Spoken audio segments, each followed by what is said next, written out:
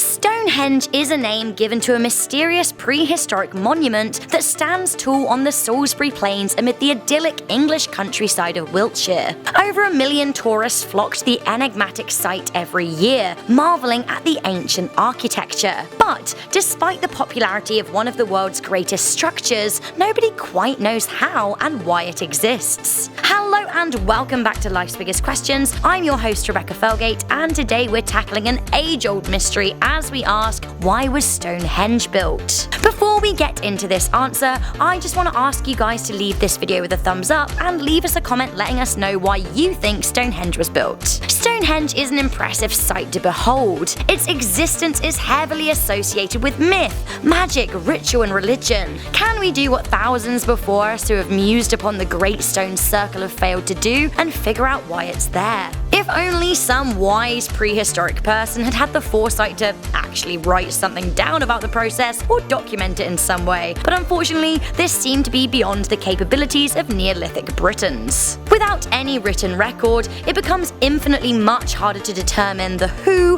how and whys of Stonehenge. Luckily, in the age of modern science, we're able to examine the clues on a deeper level than those who mused at the stones hundreds of years before we did. Carbon dating tells us that the area was in active use between 3100 BC and 1600 BC, but that the stones were raised between 2400 BC and 2200 BC. Interestingly, what archaeologists are also able to tell us these days is that Stonehenge as we know it is actually the third and final structure on the site. It seems initially the area was home to a man-made chalk circle, then a timber structure, before finally becoming home to the huge stone structure we know today. But wait, let's think about those huge stones a little more. If they were raised over 4,000 years ago, like how exactly? People back then didn't have cranes, forklifts, or, the wheel. Stonehenge was originally made of approximately 165 stones, the biggest of which roughly being 2 meters by 4 meters and weighing in at around 25 to 30 tons. Eesh. On top of that, not all of the stones are local. Some came from 200 miles away in Wales, so sans wheels, how on earth did they get to the Salisbury Plains? This line of questioning has led to some pretty wild theories, although let us just interject before we discuss those and say that modern experiments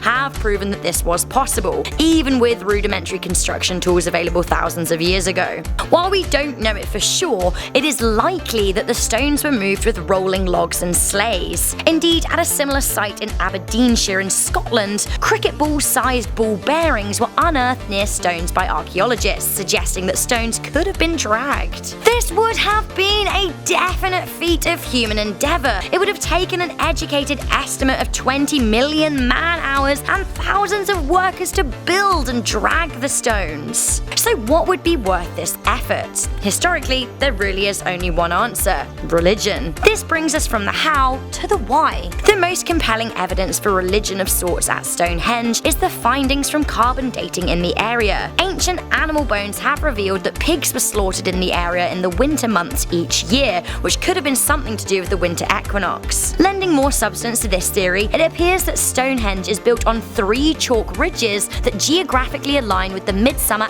and midwinter axes. This could suggest an architectural symbol of heaven and earth unified. Again, the alignment of these stones seem to suggest that those who built the structure factored in optimum viewing of sunrises and sunsets. Perhaps Stonehenge was a site for undocumented ancient religion. Some people also suspect the area to have associations with healing, which could once again tie into the religious aspect of things. Burials of humans around Stonehenge generally show deformity or trauma, which could suggest that people were brought to the stones because they believed they had magical powers. Furthermore, some researchers in archaeoacoustics suspect the structure could have been a concert chamber, saying the size and shapes of the rocks make for amazing acoustics. But why go through the effort of constructing something so mammoth for simple sound? Again, perhaps the stones served as some kind of chamber for religious ritual. So if we have a few ideas of how and why Stonehenge was built, that leaves us with the question question of who commissioned it. While there is some logical theories that the site was built by Druids, the group don't date back as far as early construction of Stonehenge,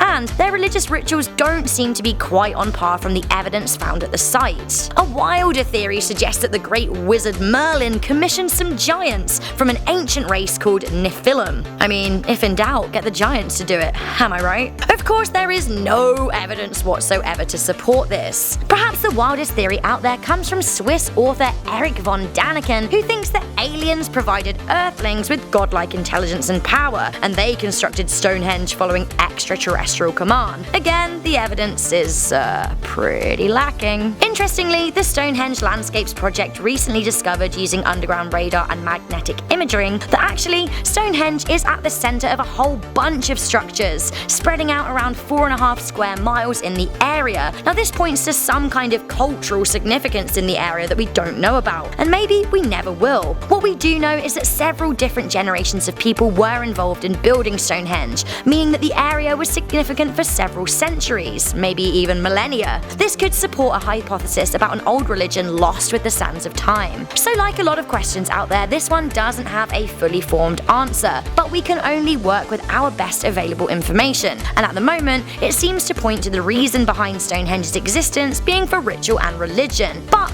like all good questions, we are open to more options with the emergence of new evidence. So guys, what do you think? Why is Stonehenge there, and who built it? Let me know in the comments section down below. For now, thank you for tuning into Life's Biggest Questions. Make sure you give the video a thumbs up and stay subscribed for more big answers. I'm Rebecca Felgate, I'll catch you in the next video, but for now, stay curious, stay alert, and never ever stop questioning.